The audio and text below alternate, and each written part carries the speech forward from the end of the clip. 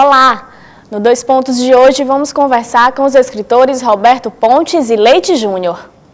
Poeta, ensaísta, crítico, tradutor e professor da Universidade Federal do Ceará, Roberto Pontes já publicou 5 livros de poemas e 1 de ensaio. Em 2002, representou o Brasil no primeiro Festival Internacional de Poesia de El Salvador. Leite Júnior é poeta, ensaísta, redator publicitário e revisor.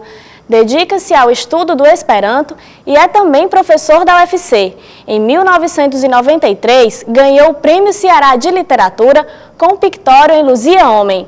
Confira agora este papo entre Roberto Pontes e Leite Júnior.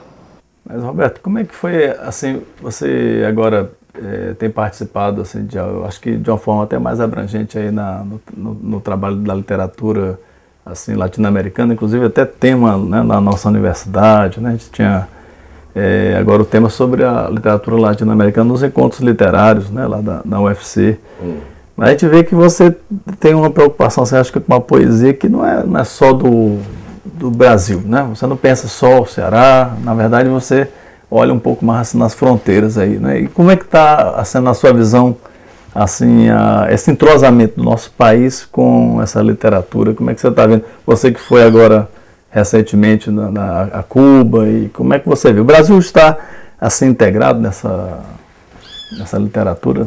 A nossa preocupação em ter, Zé Leite, o contato com a América Latina é porque o Brasil está muito distanciado culturalmente dos países mais próximos, dos países irmãos. Nós temos uma luta que é comum. Aquela luta que já foi devidamente analisada por um escritor amigo nosso, que é o autor do famoso As Veias Abertas da América Latina, o Eduardo Galeano. E essa visão que ele tem da América Latina, que não fica somente neste grande ensaio que ele escreveu mostrando a nossa situação de subdesenvolvidos eternos, né? Mas é também um autor de livros de literatura inventiva, e essa visão que ele tem é a mesma visão que nós temos. Então nós, para quebrarmos esse isolamento, porque o Brasil, sendo de língua portuguesa, nem sempre é considerado da América Latina, mas nós somos realmente da América Latina, né? E a América do Sul, cercados por povos de língua hispânica. Mas nós todos fazemos parte de uma só região que sofre a hegemonia dos outros blocos de poder do mundo, na Europa e dos Estados Unidos. É por isso a nossa preocupação é essa, tanto que os encontros literários da UFC tiveram agora essa abertura e foi uma surpresa enorme para todos os que participaram, tanto para os que estão escrevendo trabalhos novos sobre autores da América Latina, quanto para os que estão ouvindo sobre a América Latina, que parece uma coisa desconhecida. As pessoas ficam surpresíssimas, né? Então foi muito bom, a sua participação inclusive foi ótima lá, porque você fez aquela leitura de Cabo Verde, contrastando com o espelhamento na América Latina e puxando para o Caribe. Exatamente. Agora, diga aí como foi sua experiência lá. Eu até achei engraçado lá no Encontro Literário que quando você mesmo lá falou que, quando a gente estava, por exemplo, falando sobre América Latina, literatura latino-americana, mas olha, pode falar sobre o Brasil também, né? Claro. Quer dizer, é incrível, né, que a gente acha que o Brasil não está na América Latina, né? Às vezes eu fico achando que algum problema assim de natureza, por exemplo, acho que nós herdamos um problema de Portugal, sabe? Portugal é incomodado com a presença da Espanha, né? Já foi, digamos assim, já fez parte da União Ibérica, então o português tem um trauma de Dom Sebastião, de desaparecer. Eu acho que de alguma maneira parece que a gente herdou alguma coisa assim, certo senso de, né, digamos, de diferença, né? Que não tem sentido, né? Que não tem sentido. A gente fala em bolivariano hoje, eu acho que a sua poesia, por exemplo, é uma poesia bolivariana. Você é um intérprete, acho que o trabalho sobre Cuba agora não é só o trabalho a respeito de Cuba. Na verdade, você tem uma visão bolivariana, e isso se expressa na sua poesia. Mas o brasileiro parece que não acordou, né? acho que dentro da nossa essa cultura, sobretudo assim, meio da mídia, não acordou. Então acho que a poética sua está mexendo um pouco com essa educação. Vamos fazer uma poesia para educar, para um sentimento bolivariano. É muito interessante quando a gente se encontra, como você falou aí, no festival, no 12º Festival de Cuba, que foi em 2007, eu estou voltando agora em 2008, porque faço parte agora da Junta Mundial de Poetas em Defesa da Humanidade, né? E, então, esse povo que lá se encontra com o mesmo propósito, o mesmo espírito. Aí eu estava há pouco dizendo, aqui conversando com você, sobre a presença do Ernesto Cardenal, a presença de Tiago de Mello, a presença de outros autores importantes, Juan Banuelos, que é do México, o poeta que depois do Octávio Paz foi o nome que realmente inspirou todo esse negócio. E esse festival tem uma captação de recursos junto à Unesco. E tem um outro instituto, que é o Instituto Sur, que faz também captação de recursos entre os países latino-americanos para realizar um festival sério, onde as pessoas dizem poema de manhã, de tarde, de noite, de madrugada, em todas as províncias. Mas ao chegar lá, eu encontrei um país tão parecido com o Brasil, e o choque de identidade foi tão grande, e as pessoas tão afáveis, que começou logo na recepção turística. Ao sair do avião, encontramos uma guia que não falava nessa altura em que nós estamos falando, não, falava com uma voz tão melodiosa e tão afetiva, e baixinho, que para poder entender o que ela estava dizendo era preciso uma aproximação mesmo. Então depois o guia que nos recebeu no outro hotel, as pessoas que foram aparecendo, as camareiras, as instalações simples, mas de primeira qualidade, olha, tudo isso foi somando assim uma carga de informação e cai dentro daquela teoria que a gente defende, né? Com o Pablo Neruda, que diz, por exemplo, que ninguém tem inspiração, nós temos transbordamento, né? Então, é aquela coisa, nós somos como se fôssemos uma pilha, como se fosse uma bateria, né? Eu não sei se você concorda com isso, e essa bateria vai se enchendo de experiências e vai de afeto em afeto se carregando. E quando menos espera, o afeto transborda. Quando menos esperou, eu estava escrevendo os poemas mesmo. Você nos leva para Cuba, né? E nos leva para o cotidiano, por exemplo, a gente ali vê como é que é a pessoa simples, a pessoa ali do hotel, a camareira, né? Quer dizer, a gente vai inclusive se envolvendo com aquelas personagens, com o imaginário, é um pouco de poesia e há um tanto de crônica também, né? O livro não foi escrito predeterminadamente. Quando eu cheguei no avião, não pude mais parar de escrever, e quando eu cheguei aqui em Fortaleza, tinha 25 poemas. Eu continuei escrevendo e a minha mulher dizia assim, você está ficando doido. Eu digo, não, é porque ainda estou recebendo uma certa carga daquilo que eu apanhei, que eu recebi, fui favorecido por isso, então vou continuar escrevendo. E terminou com os 30 poemas, né? Por que você diz Yerba Buena, que é o... Onde é que vem essa ideia? Há alguma relação literária? Yerba Buena significa hortelã. E Yerba Buena é a hortelã que é colocada assim, um ramo é colocado assim, os outros dois ramos são colocados assim. A gente coloca num copo longo duas medidas de rum, você escolhe o rum. Uma receita de barman. Aí você coloca uma colher de açúcar, macera a hortelã, a Yerba Buena, e coloca uns 3 cubos de gelo.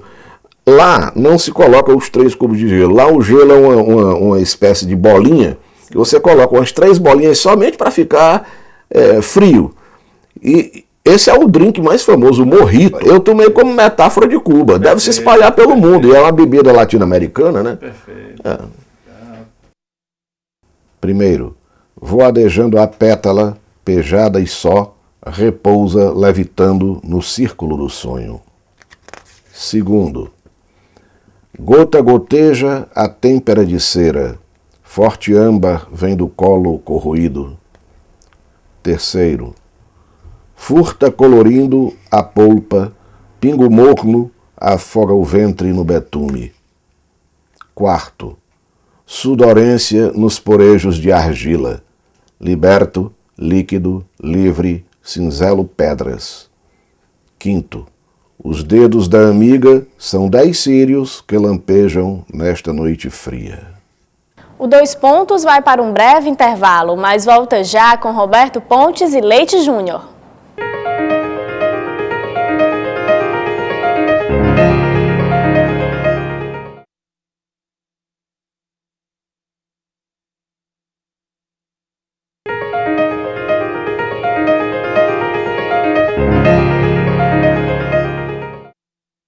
Continuamos nossa conversa com Roberto Pontes e Leite Júnior, que falam, dentre outros assuntos, sobre Esperanto e Domingos Olímpio.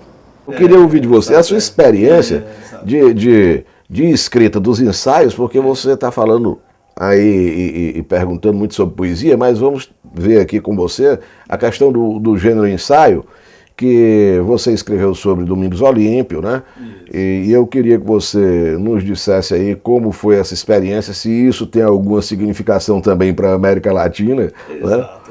Né? E mais, eu quero saber também de você sobre o seu trabalho de tradutor que você tem traduzido bastante aí, não é?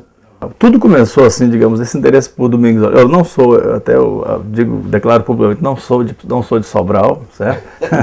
Eu sou de Fortaleza. Minha família toda 100% é do Assaré, né? Todos os meus avós são do Assaré. Então a gente tem alguma coisa, se eu tenho alguma dívida assim mais objetiva, biológica, é com o Assaré. Mas, engraçado, Sobral de repente apareceu por conta de uma eventualidade. Um colega, quando soube que eu estava interessado, estava lendo um pouquinho sobre o Domingos Olímpio, né?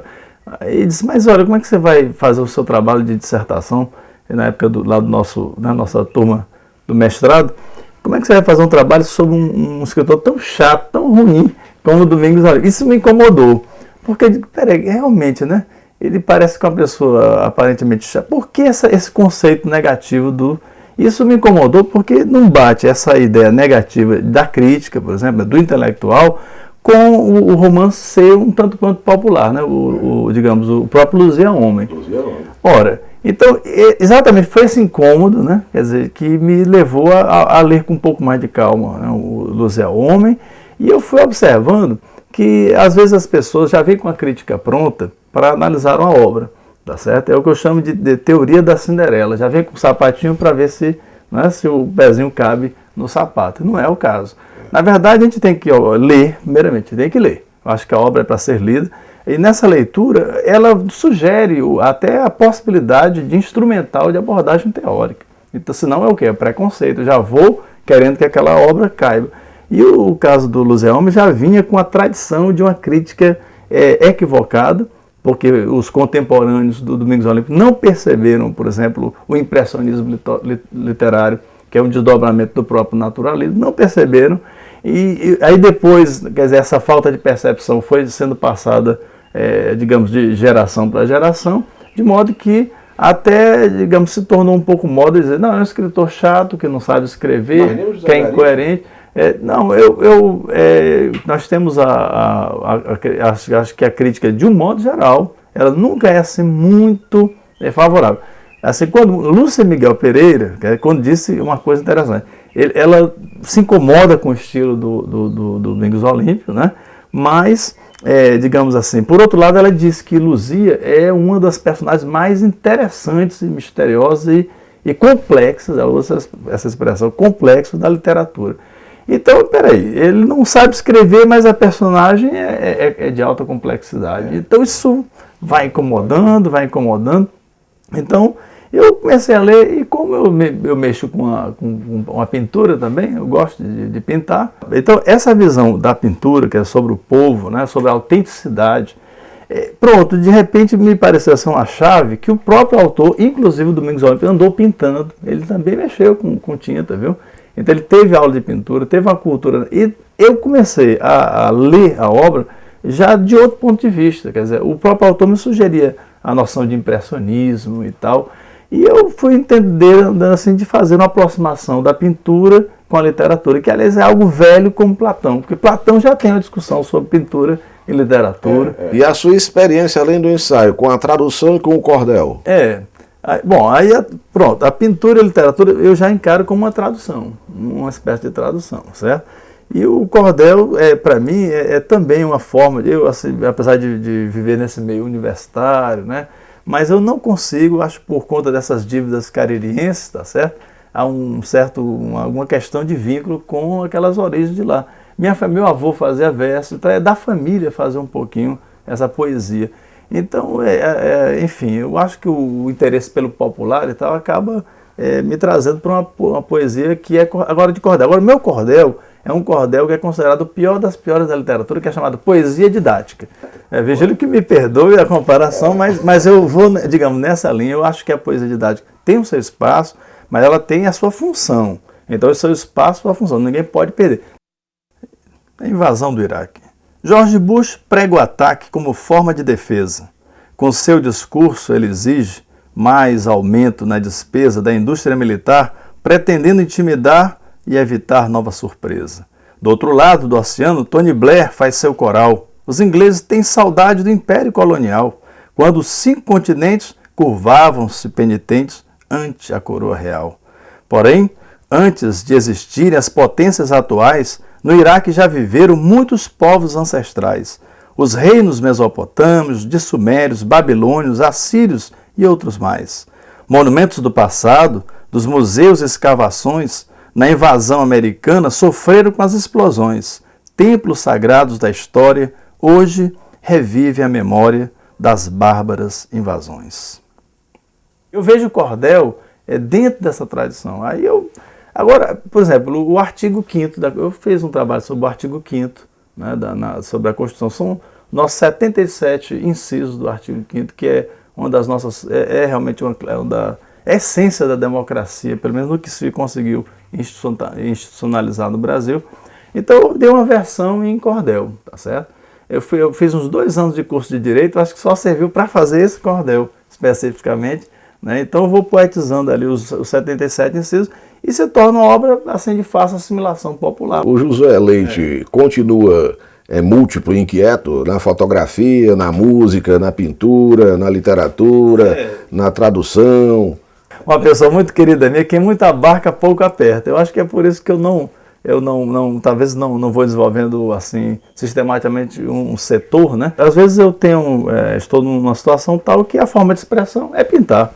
Tá certo? Outra é de escrever. E ultimamente, não faz muito tempo, eu fui mexendo com essa ideia de tradução, né? Foi por conta de algumas reflexões a respeito de problema de internacionalismo cultural.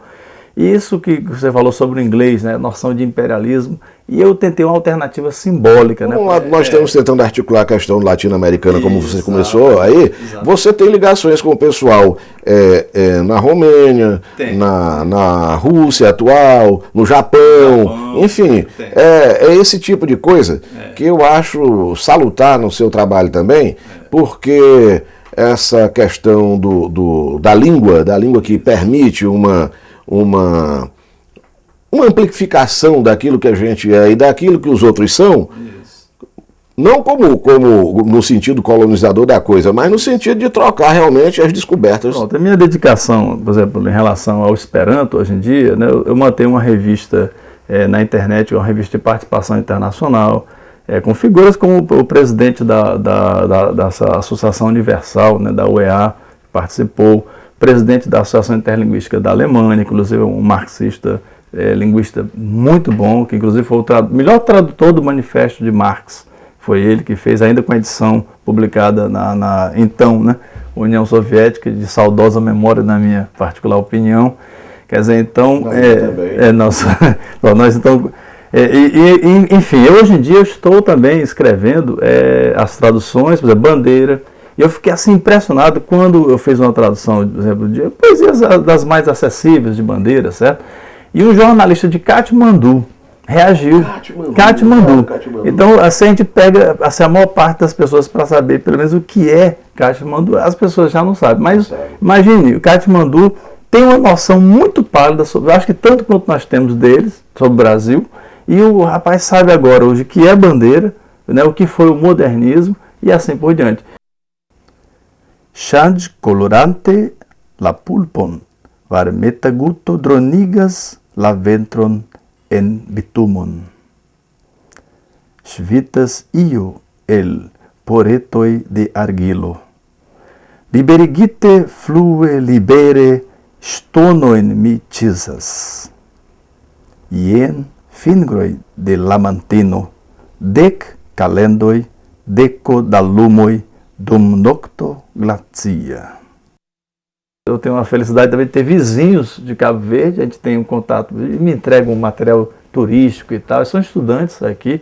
Hoje o Ceará é o estado brasileiro que representa o Brasil diante de Cabo Verde. Nós somos o local básico de contato com eles, porque você é um iniciador aqui também na nossa universidade da questão da cultura africana, da literatura africana na UFC, e acho que eu peguei o seu mote também, e por exemplo, o trabalho com os claridosos, né, através da Universidade também da Paraíba, as pesquisas da professora Elisalva, né, que é pessoa muito querida, né, que tem dado muito apoio. E lá eu de repente encontro o quê? Um pintor também, quer dizer, que é o Kiki Lima, um grande cabo-verdiano, um autor espetacular. E a partir da pintura dele, eu fui aos pouquinhos conhecendo a poesia. Olha aí. Não desesperes nunca. A vida é assim mesmo. Um dia para a dor, um outro para a esperança. E não te furtes ao convívio do que é belo, pois a pureza espera sempre além. Olha como se amam as borboletas, que fiam corpos vivos no mistério e não dizem versos porque não fazem voos. O amanhã é sempre diferente. O amanhã é verde como as folhas, que apaziguam nossos olhos com seu mar. Não desesperes nunca. A vida é mesmo assim. Um dia é para o mal, o outro é para o perdão. A conversa está boa, mas temos que encerrar. Mande suas sugestões e comentários para o nosso endereço eletrônico, @unifor.br. Obrigada pela sua audiência e até a próxima!